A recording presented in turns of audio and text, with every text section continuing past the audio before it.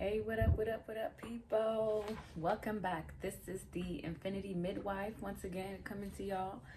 Hope y'all are having a good time, a good week. I'm wishing y'all a good Monday. You know, this new month of April, it's fire. We're in the Aries season. So welcome to you all, welcome to my channel again. This is the Infinity Midwife. So I'm here with you guys because, as I said in previous videos, I'm here to share about my story, to maybe help you heal about your own story, or probably even change your story to a better one, right? Try to rewrite the second chapter of our lives with a beautiful outcome, right? Isn't that what we all want? That is why I'm doing this video. That is why I'm sharing whatever I need to share, whenever I need to speak on that relates to my experience, but that can also be seen in other types of experience.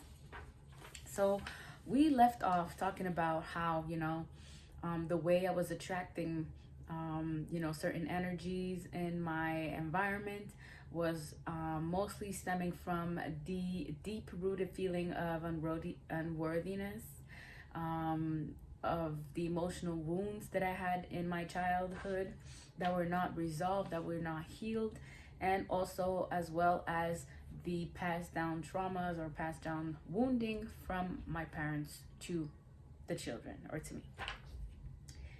So again, one thing I do want to talk about is as it pertains to my experience, because although I was in a space where I was trying to hold a mask to my face, and not wanting to see my own wounding, and rejecting my own shadow, rejecting the things that I kept hidden about myself, was basically me trying to prove myself, trying to prove to the world that I was worthy, love me, see me, pick me, validate me, and all these beautiful things that we want from the world to reflect back to ourselves. But if we're not doing that for ourselves, unfortunately, the world is not going to reflect that back to us. And so again, like I said, I was in a state of being and state of thinking that I was lacking, that I had lacked all my life, and that I had to do or overdo or overwork or overgive or over everything, basically, in order to be seen, in order to feel fulfilled, right? But there was a big hole in my heart, and it was not filled with anything other than, the reflection of the type of energies I was attracting. So there was a lot of wounding, especially in intimate relationship, I would say. I was really quick to jump the gun. I was the one who was approaching the ones that I was attracted to. Like I said, I had no boundaries, or very, very, very little. Like, you needed to do something very incredible to me in order for me to feel like hurt or pain. And then sometimes as well, like, you would do something to me, and then I would internalize it and be like, did I do something to that person for them not to talk to me or speak to me? So I was very conflicted when it comes to human relations, right? I still have a hard time, but it's a work in progress, right? So it was very hard for me to come to the conclusion that I can be in a give and take relationship, so not having to overgive, and then also not allowing the other person to overtake. That took me years. To come to terms with that, and it's still something that I'm working on every day, to know that I have boundaries, I have clear boundaries, and that I'm not going over my limit, basically, whether it's a relationship, whether it's with my children, whether it's with my moms, whether it's family members, whether it's an intimate partner. Like, I really try to respect my limits, and that's really important for me, because again, in the state of mind and the state of being in which I was prior, it was really just me giving, always thinking it was never enough. Like, I had to do more. If I'm invited someplace and they're having a get together, I'm gonna feel like I have to give or to overgive in order to feel validated or to feel appreciated or whatever have you.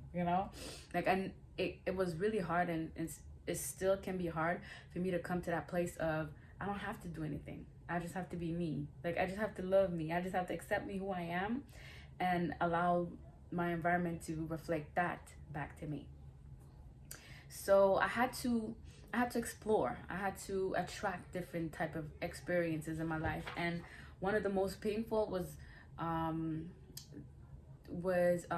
the past relationship in which I was in. That was it was an abusive relationship, to the point, not abusive in terms of physical abuse, but more so in a sense of emotional abuse, emotional manipulation, psychological abuse. So I was in a relationship where there was a lot of manipulation. So from the get-go, although I did see the red flags, to me, you know, I was holding on dear to a relationship, to a very fresh relationship, because again, I was in that energy of, you know, if you're gonna hold on to that relationship, right, you got to do this and this and that, and you're gonna have to do this and this and that, and you know, so I held on to the relationship, one, because I became pregnant very early on in the relationship, and then number two is I had this constant reminder that, you know, I was not worthy of being treated a certain way in a relationship, because in my past and with my wounding, with what I've seen growing up, it was okay. Like, this little girl growing up with all these wounding, it was okay for her to be in that state of being, right? People perceived it as being diplomatic, being very serviceable, being very helpful to people. So people didn't see that the over giving that I was doing was coming from a place of wounding, right? So, you know, sometimes, you know, we feel like we're serving a purpose, but it actually is just wanting to fill a void. And then when that purpose is done, then we move on to the next. And so we're constantly chasing, you know, something to fill our void. But in the end, it never gets filled, because again, we're not looking at it from the right lens or the right perspective. So in the relationship in which I was, there was a big age gap. Not to say that age really mattered, but I thought that being in a relationship with someone who was much more older than me was going to bring a certain maturity, a certain level of guidance even to me. So I had all these expectations that, you know, going into that relationship, I was going to learn a lot. Like, I was going to, I went into the relationship with the notion or the expectation that this person was going to teach me a lot. Like, it was going to become my guide type of thing. My guide, not my guy, my guide. So that person was going to basically help me level up. Eventually that person did, but it was not in a very nourishing way. It was more in a destructive way. So the person which I was with was very manipulative in terms of the things that, you know, the person that I was. You know, I had a lot of friends. I like being outgoing. I like to wear certain things, attires or whatever, dress up certain way. And that person made me feel like I was I was out of place. You know, I was doing it from a place of seeking attention, wanting attention, you know, being very flirtatious. So the person which I engaged in that relationship, you know, mirrored back to me that I was not ready to be in a relationship with them, and so they weren't gonna, you know, take it seriously, or, you know, they were not going to invest fully in the relationship. Although on my term or on my part, I was trying to again overgive, you know, to be validated and loved and accepted and all these things. So that person who I was with was very manipulative in the sense that, you know, they made me feel very not validated at all. A lot of gaslighting. Like, when I would say something, they would question it. They would question the validity. They would question the legitimacy. They would question everything about why was I coming up with certain, you know, certain perspective or certain things. Like, I felt I felt very early on that the person with who I was in a relationship was very threatened by me, but I couldn't see it because, again, it's very subtle. When you are in an abusive relationship, the subtleties of things are not clear. They're not in your face, especially if you're in a very vulnerable place. You're in a place of having to prove yourself. Like, you're not going to see the red flags because, again, you are determined to wanting that person that's in front of you to love you, basically. So you're going to do the most and get not much in return, or you're going to do the most, but then, you know, it's not going to be reflected back to you, right? And so, you know, there was a lot of tactics that was used in order to make me feel small, make me feel like, you know, they are the know-all, be-all, and end-to-all. And I was just like, you know, the person that was learning, that was making a lot of mistakes. And also to the point that I felt that, you know, this person had a God complex. Like, you know, they were flawless. They were perfect beings. They were, they had no work to do, no shadow self to do. Like, they had mastered it all. Okay, basically is what it is.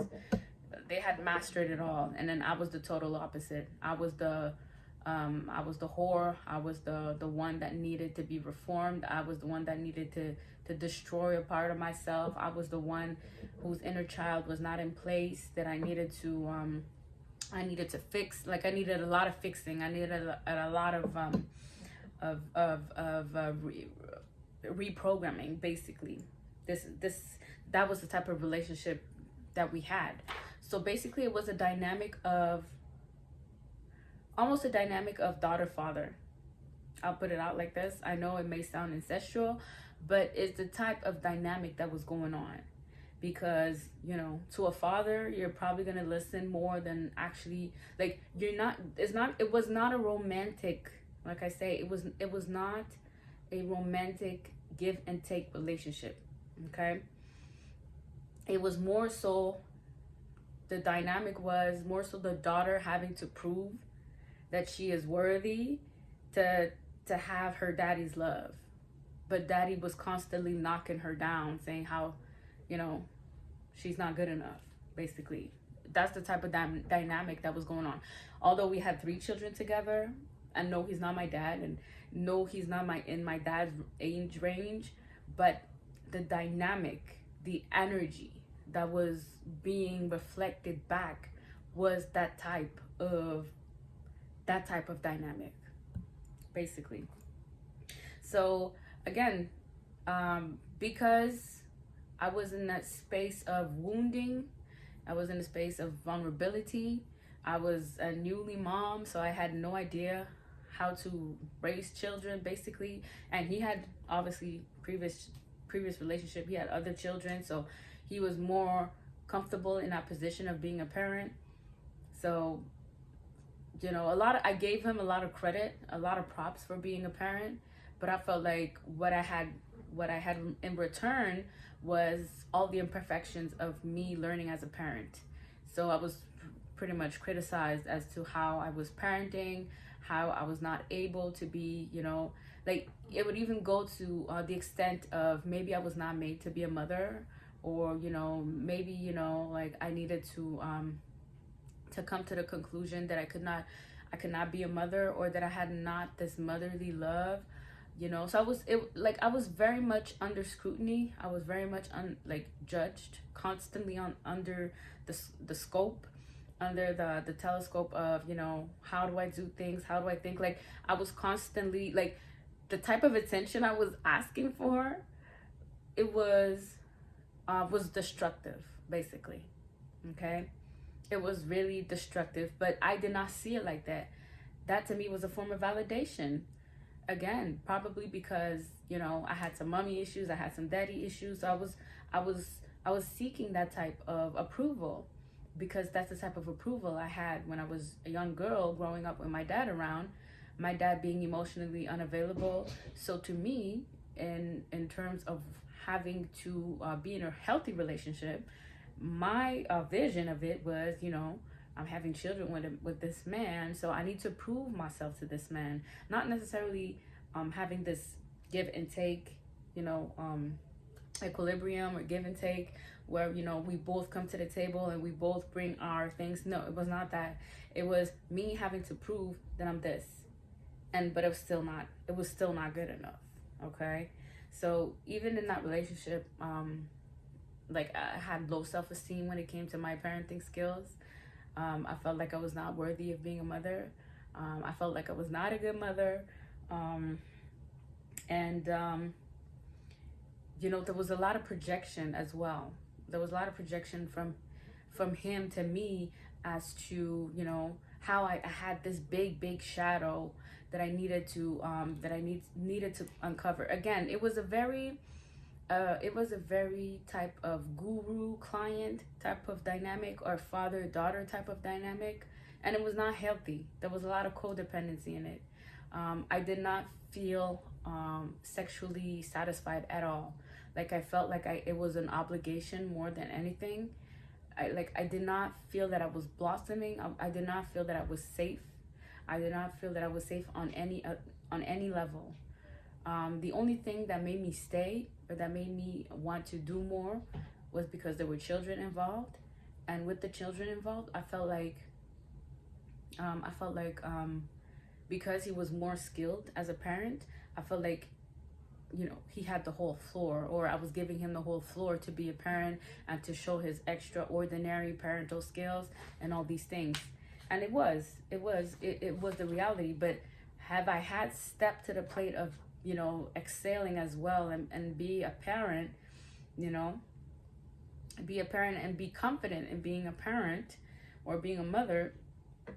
Like, had I had the confidence to be a parent and to be to have extra confidence in my skills, there probably would have been more me questioning, the sense or the reason why we're together in this relationship, because it was not healthy. Okay, it was not healthy for me. It was not healthy for the kids. So that person took a lot of space, a lot of control. Basically, had his say on everything that went down in the house.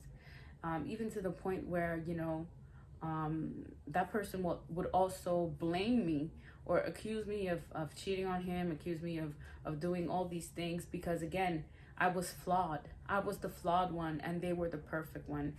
And it had to be a constant reminder in all areas of what I was ever doing, or whatever I was inspired to do.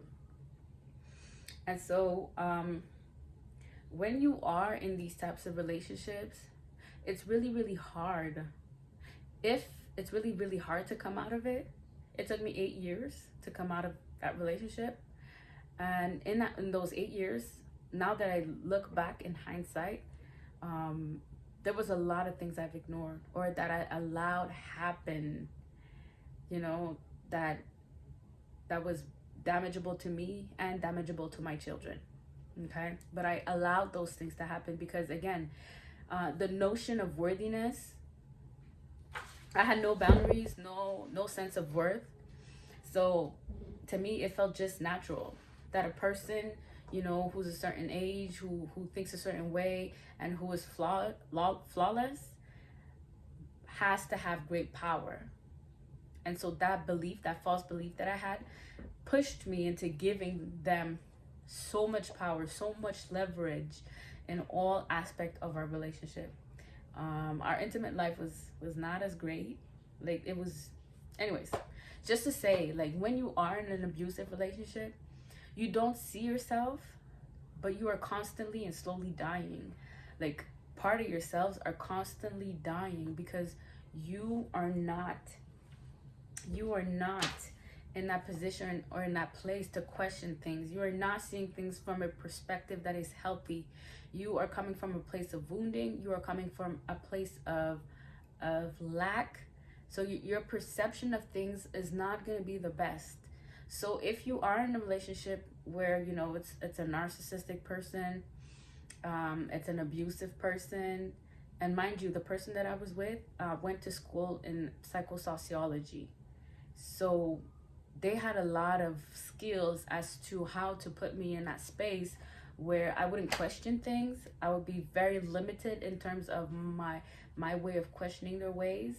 And it was done very meticulously. So it was done on a very, like, it was really done in a very subtle way. And had I not had my ancestors, or had I not had a star or some form of help, like spiritual help is what I'm saying. Like, had I not had the type of spiritual help, I would have probably ended up in a mental hospital as we speak. Okay, that's how bad it was in terms of psychological manipulation that was going on. Like, it was really toxic. And you know, when you don't know these things, when you don't know the level of toxicity that can unfold in a relationship, you can drive yourself to a state of being crazy, of losing your kids, of losing your sanity. And I was at that brink. I was at the point. In the last, since 2019, I had done 2 burnouts at work. I was emotionally burnt out. You know, they even went on to give me a diagnosis that I'm not going to share with you guys on this video. But I was in a place where I did not know who I was. Like, and I had done 2 suicide attempts. So there was a lot of things that I had to question myself. Wait a minute, is this me that had allowed all these things to unfold? Like, is this me that by my decision of being with that person, that almost killed myself for this? So I had to question myself. I had to take away that mask, put down that mask, and start questioning, and like hard questions here. You know, they were not fun, but I had to go through the line of hard questioning. Like, do you want this? Right? Do you really want this? And it was, again, having to peel back the layers of emotional wounding stemming from childhood, that deep sense, or that deep feeling of unworthiness that I was carrying, the type of mother, or the type of person I wanted to be. Like, I was questioning everything. Even, like, at some point I had a journal, and I had to write every little thing that I had done during that day, just to make sure that I was not on the brink of insanity. Because that person had convinced me that I was not totally there.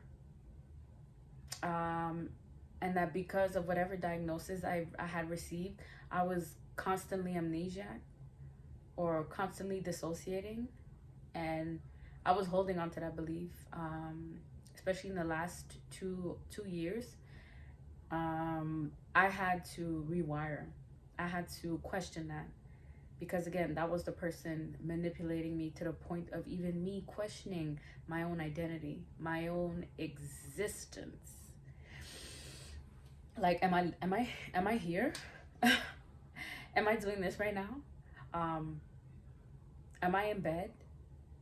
Have I stepped out of bed to go to the bathroom? Is it me really, like, cooking the food? Is it me going outside right now? Am I really doing this? This is the type of questioning I had, to the point, like, just to show you the type of manipulation I was in. I was constantly questioning everything I was doing, because I was not sure that I was doing these things. I don't know if that can be helpful to you guys, but I'm just gonna leave it here. If you find something fruitful you want to share, go ahead and do it, because I urgently say, like, you know, abuse is enough. Abuse is enough. We need to start fighting for our lives again. I almost lost my life in this relationship. I really did. And had I not been sincere and honest in that relationship, I would not be in front of you guys talking to you guys right now. I would have probably been in a mental hospital, on medication, heavy medication. But I'm grateful. I'm grateful for that experience, and I'm grateful that I came out on the other side, because I'm here to speak it with you and to tell you all and to share with you, so that, you know, if ever you feel like, you know, you're going against your grain, you're going against your deep instinct, your deep feeling, your deep gut feeling, question it. Absolutely question it.